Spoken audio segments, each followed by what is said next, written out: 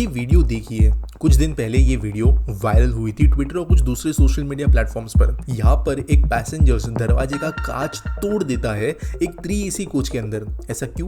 क्योंकि उसकी एक रिजर्व सीट थी इस कोच के अंदर, लेकिन जो नॉन रिजर्व या इनफैक्ट विदाउट टिकट पैसेंजर्स भी इस कोच के अंदर घुस के पूरी की पूरी जगह को घेर चुके थे, वो लोगों को अंदर तक आने नहीं दे रहे थे। पिछले कुछ दिनों से हमें रेलवेज की कई सारी वीडियोस देखने मिलती है जहां पर AC कोचेस भी जनरल ये जैसी बन गई है। मैंने इसके ऊपर वीडियो भी बनाई थी और ये कुछ ऐसी प्रॉब्लम्स की तरह नजर आती है जो गवर्नमेंट एड्रेस करना ही नहीं चाहती। और रेलवेज कोई अकेली समस्या नहीं है, गवर्नमेंट जो है कुछ और चीजों के लिए भी इसी तरीके का ओपिनियन रखती है। फॉर एग्जांपल अगर रेलवेज का ही फिर से ले तो गुटखा 1200 करोड़ रुपए खर्च करवाता है भारतीय रेलवेज की साफ सफाई के अंदर। बोलो जुबान तीसरी।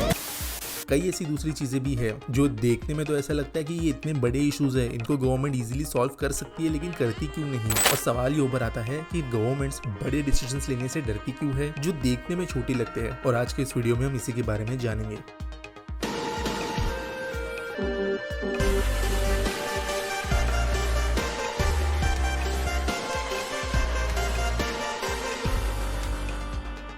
दोस्तों एक बात समझाता हूँ आपको, पॉलिटिशियंस का एक ही काम होता है। अगर हम सिंगल स्टेटमेंट में अगर इस चीज को डिफाइन करने जाए तो एक पॉलिटिशियन का काम होता है इलेक्शन जीतना और उसके बाद में फिर से इलेक्शन जीतते रहना। रियल लाइफ कॉन्टेक्स्ट के अंदर यही लाइन सबसे ज्यादा सेंस बनाती है। और ये कैसे होगा? मैक्सिमम वोट्स लाकर। और इसलिए हर पॉलिटिकल ग्रुप के लिए बहुत जरूरी होता है कि वो कोई ऐसा काम न करे जो उनको बहुत ही ज्यादा बड़ी लेवल पर इफेक्ट करे वोटिंग के दौरान। अगर कोई ऐसा डिसीजन ले लिया जाए जो लंबे समय तक उनको वोट्स नहीं दिला पाएगा, लोगों को नाराज कर देगा या किसी और दूसरे ग्रुप के अंदर वो इश्यूज क्रिएट करेगा, तो पॉलिटिशियंस ऐसे डिसीजंस लेने से कतराते हैं। इसका मतलब ये नहीं कि कभी भी बड़े डिसीजंस लिए ही नहीं जाते, लेकिन चीजें बहुत कैलकुलेशन के साथ में करनी पड़ती है, टाइम बाउंड तरीके से करनी पड़ती है और ये दिक्कतें ना आए वोटिंग के दौरान, इसको ध्यान रखकर करनी पड़ती है। एग्जाम्पल आपको बताता हूँ, गुटखा बहुत बड़ी समस्या है, पान के जो स्टेन्स है, थूकना जो है वो देश के अंदर बड़ी समस्या है। करने में ये चीज वैसे ईजी लगती है कि अगर हम मैन्युफैक्चरिंग को ही बंद करा दे, बैन करा दे, तो जो इतना खर्चा होता है आज देश के अंदर मेडिकल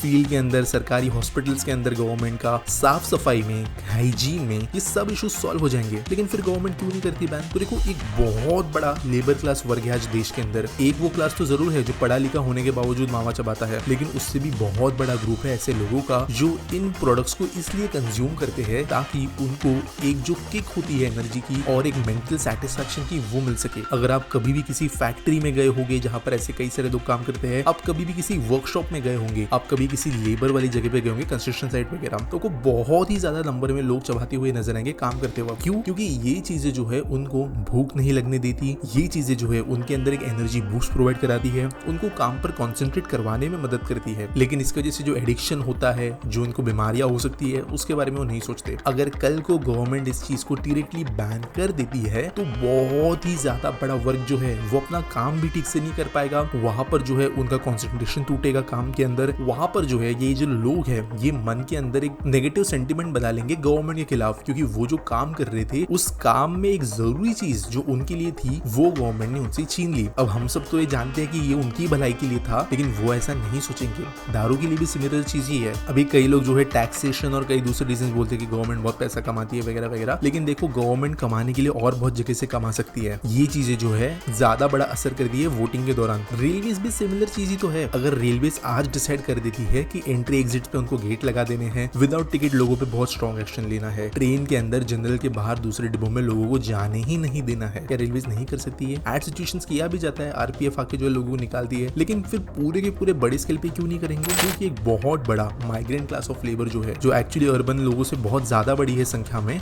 वो लोग बहुत ही ज्यादा गुस्सा हो जाएंगे गवर्नमेंट से और गवर्नमेंट को उनके विरोध में वो खड़ी है इस नजरिए से देखना शुरू करेंगे। स्पेशली पिछले कुछ महीनों से जो ज्यादा ये प्रॉब्लम आ रही है वो एक सिंपल कारण की वजह से ही आ रही है। इलेक्शंस आ रहे हैं, आज फर्स्ट वोटिंग डे हो रहा है कई सारे कॉन्स्टिट्यूएंसीज में, और जैसे जैसे जो है कोई भी इस तरीके की डेट नजदीक आने लगती है वो वैसे वैसे गवर्नमेंट बड़े डिसीजन इस तरीके की नहीं ले पाती। वन नेशन वन इलेक्शन का जो कंसेप्ट दिया जा रहा है करंट गवर्नमेंट के द्वारा, वो काइंड ऑफ इस चीज को सॉल्व कर सकती है, क्योंकि कई ऐसे जो बड़े डिसीजन होते हैं, गुटखा का ही ले लो, ये अगर इलेक्शन के तुरंत बाद ले लिया जाए तो 4 साल इतना समय इनफ है कि लोगों को उसके जो बेनिफिट्स है वो धीरे धीरे समझने लगेंगे। गवर्नमेंट के पास में बहुत समय होगा कई अच्छे काम करने के लिए भी, लेकिन अगर हर 4-4, 6-6 महीने में कहीं स्टेट, कहीं पे लोकल, कहीं पे नेशनल इलेक्शन आ रहा है तो ऑब्वियसली ये डिसीजन कभी गवर्नमेंट ले नहीं पाएगी। अगला एक जो बहुत इंपॉर्टेंट इशू होता है वो है जियोपॉलिटिक्स का। कभी कभी कोई बड़े डिसीजन जो होते हैं वो गवर्नमेंट को बहुत ही ज्यादा मुश्किलों पर डाल देते हैं। जियोपॉलिटिकल लेवल पे पीओके को ले लो, हमारे लिए तो बहुत इमोशनल इशू है, हिस्ट्री जुड़ी हुई है, बहुत कुछ है, लेकिन अगर गवर्नमेंट फिजिकली इस चीज को लेने के लिए जाए तो ऐसा नहीं कि इम्पॉसिबल है। करेंटली हम स्ट्रांग है, हमारी नेबरिंग कंट्री वीक है, ये ज्यादा मुश्किल नहीं होगा, लेकिन फिर जियोपॉलिटिकली जो गड़बड़े उठेगी, जो इंडिया के ऊपर टारगेट्स होगी, ये चीजें गवर्नमेंट को संभालने के लिए मुश्किल हो जाएंगे। क्या ये करना इम्पॉसिबल है? नहीं। गवर्नमेंट के अंदर करेंटली तो बहुत स्मार्ट लोग बैठे हैं, तो जियोपॉलिटिकल ऑब्स्टेकल्स को भी ये नेविगेट करते हुए चीजों का सॉल्यूशंस निकाल सकते हैं, लेकिन इसकी वजह से जो है बहुत ही ज्यादा रैश डिसीजंस भी नहीं लिए जा सकते, स्टेप बाय स्टेप चीजें की जा सकती है। यूसीसी को ले लो, यूसीसी गवर्नमेंट कर सकती थी इंप्लीमेंट डायरेक्टली नेशनल लेवल पे, लेकिन ये धीरे धीरे चीजों को कर रही है। कोर्ट्स के अंदर आगे चैलेंज ना हो इस तरीके से कर रही है। रिकमेंडेशंस पहले लोगों से लिए गए, मल्टीपल जो आई थी पेटिशंस उनके ऊपर बात की गई, उसका डिसीजन कोर्ट से लिया गया,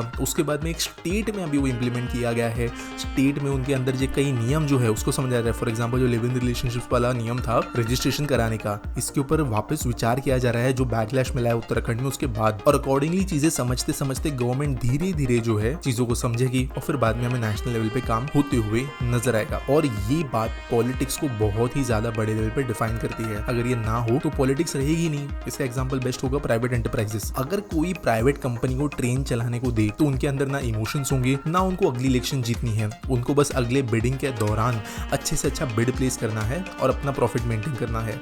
तो यहाँ पर वो कभी भी टॉलरेट नहीं करेंगे क्योंकि पेइंग कस्टमर्स का एक्सपीरियंस खराब हो, क्योंकि नॉन पेइंग कस्टमर्स उनको वोट नहीं देने वाले, ना उनको पैसा वो दे रहे हैं। बिजली के अंदर भी वही इशू है, जहाँ पर भी प्राइवेट कंपनी होती है वो बहुत ही ज्यादा अच्छी सर्विस प्रोवाइड करती है क्योंकि उनको लोगों को खुश रखना है, उनके बिजली के कनेक्शंस उनको जारी रखने हैं। At the same time local government discounts वहाँ पे कोई घंटा ध्यान नहीं देती, और ये एक बहुत बड़ा कारण है जिसके वजह से कई गवर्नमेंट्स बड़े डिसीजंस नहीं ले पाती।